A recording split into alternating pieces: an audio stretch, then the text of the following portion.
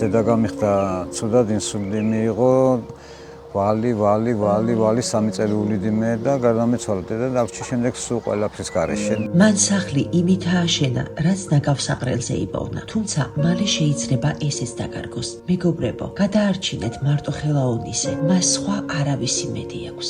აქ არ არის ელექტროენერგია, არ არის გაზი, არ არის აბაზანა და ტუალეტი. 3 წლის განმავლობაში ონისე მძიმედ დაავადებულ დედას უვლიდა და ყველაფერს ყიდდა, რაც კი რამებადა. როცა დედა გარდაიცვალა, სახლიც აღარ დარჩა ვალები, კარავი და ქუჩა. დღეს ის სრულიად მარტო დარჩა. მუშაობა თითქმის არ შეუძლია. ჯანმრთელობა სერიოზულად აქვს შერყეული. უნისეს მძიმე ცისტიტი განუვითარდა. ის ტკივილებისგან იტანჯება, თუმცა გამოკვლევისა და მკურნალობისთვის ფული არ აქვს. ახლა მას დახმარება სჭირდება. მედიკამენტები, პროდუქტები და რაც ყველაზე მთავარია, შანსი, რომ ჭერის გარეშე არ დარჩეს. უნისეს თქმით, უკვე მომავალ წელს თბილისის ზღვის მიმდებარე ტერიტორიის კეთილმოწყობა იგეგმება. ამ შემთხვევაში შესაძლოა მისი პატარა ქოხი დაანგრიონ და მას უბრალოდ წასასვლელი არსად ექნება. მეგობრებო, მოდით ნუ დავუშვებთ, რომ ადამიანი ქუჩაში აღმოჩნდეს. ხანდახან ერთი ლარიც კი იმაზე მეტს გადაარჩენს, ვიდრე ჩვენ წარმოგვიდგენია.